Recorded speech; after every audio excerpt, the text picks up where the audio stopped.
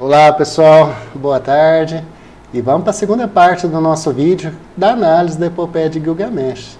E nós vamos acompanhar os eventos que se seguiram ao luto do rei, né? E a sua busca por imortalidade. A morte do Enkidu teve um devastador efeito sobre Gilgamesh, como nós vimos no vídeo anterior. Em revolta, o rei esfola, mata diversos animais, passando a andar com a pele de um leão. E lá pelas tantas, ele toma conhecimento que um homem muito sábio, de nome Atracases, teria sobrevivido ao dilúvio, e por uma razão que o rei desconhecia, ele tornou-se imortal. Então, Gilgamesh parte, sempre murmurando, lamentando, a morte lhe causa um grande terror, e ele vaga pela estepe procurando por Atracases, que em Acádio, como eu disse, quer dizer muito sábio. E ele se dirige ao Monte Macho, onde o Sol inicia sua jornada, segundo a religião suméria, para chegar aqui no Ocidente. Aí ele volta por um túnel subterrâneo aqui embaixo. E lá ele encontra, no Monte Macho, aqui no Oriente, ele encontra homens escorpiões, que não é aquele homem escorpião do The Rock, não. E o chefe dessas criaturas fala, ó, para encontrar o Atracases, você vai percorrer o túnel por onde o Sol volta do Ocidente. E nesse local é super escuro, né? Afinal, o Sol não precisa de luz para guiar-se nesse caminho, né? E assim é feito, ele vaga na escuridão por 12 léguas, e a obra faz aqui uma alusão ao caminho tortuoso da ignorância e a busca por iluminação. E quando o rei chega do outro lado, inclusive ele chega antes do sol, e ele se depara com um magnífico pomar. Porém, ele simplesmente segue a sua caminhada, sem experimentar nenhuma daquelas frutas, nem colher nenhuma das pedras preciosas que cresciam naquelas árvores, né? Sempre aflito, e sempre dizendo, o caso do meu amigo pesa sobre mim. E quando a taberneira que morava próxima a esse pomar avistou o rei e a sua feição terrível, ela se escondeu. Mas o rei já tinha visto, né? E manda ela abrir a porta ou ele vai arrombar. E assim ela abre. E pergunta para ele, o que você procura aqui nessas terras? E ele diz, eu busco a imortalidade. Então, ao escutá-lo, ela responde. E eu vou ler aqui um trechinho. A vida que buscas não a encontrarás. Quando os deuses criaram os homens, a morte impuseram aos homens. E a vida em suas mãos guardaram. Tu, Gilgamesh, repleto esteja o teu ventre, dia e noite alegra-te tu. Cada dia estima a alegria, e dia e noite dança, e diverte. Estejam as tuas vestes limpas e a cabeça lavada. Repara na criança que segura tua mão, e uma esposa se alegre na sua companhia. E assim como o rei não colheu as frutas e pedras preciosas do pomar, ele também ignorou solenemente tudo o que a mulher estava falando, né? Exceto a parte que ela explicava sobre um barqueiro que o levaria até Atracases. E o Gilgamesh, sempre impetuoso, avança sobre esse barqueiro e destrói, mata os seus ajudantes, exigindo que o conduza a outra margem. E o nome desse barqueiro era Ur-Shanab. E ele diz, olha, você mesmo impossibilitou que eu fizesse isso, porque os meus ajudantes estavam indo para a floresta dos cedros, aquela que a gente já viu, colher 300 estacas, com as quais eu impulsionaria o barco. Lembrando que ali as águas eram de morte. Então, assim que o barqueiro impulsionava, ele não podia pegar de novo numa parte molhada da vara. Assim, ele trocava a estaca e empurrava de novo. E o Gilgamesh fala, ó, não seja por isso, pode me esperar aí. E ele vai até lá e pega as 300 estacas. E aqui o simbolismo evoca o ciclo das encarnações. Afinal, assim que o nosso corpo é tocado pela morte, a gente precisa de um outro. E qual o objetivo dessa jornada que a gente empreende aí com vários corpos? é chegar a Atracasis.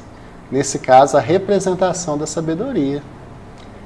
E onde estavam esses cedros? Protegidos por um baba.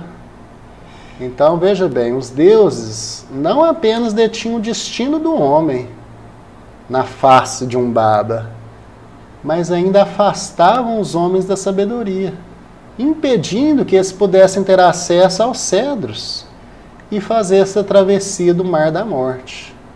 Então, vencidas aí as terríveis águas do Mar da Morte, Gilgamesh finalmente encontra o Atracasis. E ele lhe conta que, inspirado por um sonho, ele construiu uma arca onde escondeu a sua esposa e a semente de todos os animais do mundo. Enlil, que era o deus que tinha feito o dilúvio, ele ficou muito enfurecido quando ele percebeu que o ser humano e os animais tinham sobrevivido e se sentiu traído pelos outros deuses. Mas a deusa Ea, eu já vi versões também que é Deus Ea, né? Lhe diz: eu não revelei o segredo dos grandes deuses. Ao super sábio, essa palavra que ela usa, eu fiz ele ter um sonho, e o segredo dos deuses ele ouviu.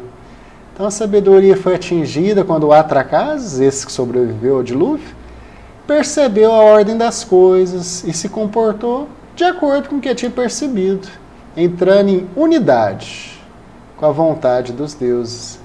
E por isso ele foi reconhecido como um igual e agraciado com a imortalidade. E as palavras de Ea no sonho, vamos falar um pouquinho delas. Primeiro, ela diz: derruba a casa e constrói um barco, que é um convite à elevação, pois o barco consegue se manter acima, né, das águas. Segundo conselho, abandona a riqueza e escolhe a vida. Escolher necessita de conhecer, né? Você precisa valorar o que realmente é importante. As posses despreza e leve a vida. Então, um apelo para que Gilgamesh abandonasse, um apelo para que o Atracasis abandonasse pesos desnecessários, preocupando-se com a salvação do que era essencial. E o último conselho da deusa: conserva a semente de tudo que vive no coração do barco. Entender então que a Atracasis fazia parte de tudo, né? A deusa usa a palavra coração, e o barco era a casa, quer dizer, coloca no coração da sua casa a semente da criação. Então, a Atracasis propõe para Gilgamesh um desafio muito simples. Fala: ó, se você ficar acordado 6 dias e 7 noites, eu vou te dar a imortalidade. Mas Gilgamesh fracassa. Possivelmente a taberneira, a história não deixa claro, fica com dó de Gilgamesh e fala: ó, ali escondido naquele canal está a planta dos batimentos, que ela vai poder pelo menos restabelecer a sua juventude. Então ele amarra pesos nos pés, ele consegue colher a planta. Mas distraído, tomando banho, ele é roubado por uma serpente. Aí Gilgamesh lamenta que não mais vai conseguir acessar esse canal, porque a maré foi subindo. E ele se pergunta: o que eu encontrarei que como marca me sirva? Quer dizer, ele já não lembrava o local que era. E assim, ele por 3 vezes fracassa. Na primeira, ele fracassa porque dormiu, ele estava inconsciente. Na segunda, ele estava desatento, né, uma vez que ele não protegeu sua planta e foi roubado. E na terceira, ele não fez uso da memória. Ele não conseguiu voltar ao local onde ele poderia encontrar mais essas plantas do batimento, né? Então, inconsciência, desatenção e esquecimento foi o que traiu o rei. Sem escolhas, ele convida o leitor a examinar os fundamentos da sua obra, que eram as muralhas da cidade de Uruk. Quer dizer, pelo menos as muralhas sobreviveriam por muito mais tempo que ele, né? Só que ainda mais impressionante que essas muralhas são os fundamentos do seu fracasso. A inconsciência, a desatenção e a falta de memória. Elas também impedem que a nossa vida se estenda um pouco. E o ser humano vaga nos hiatos de curtos momentos de consciência. Por não prestar atenção, a gente retém pouco na memória.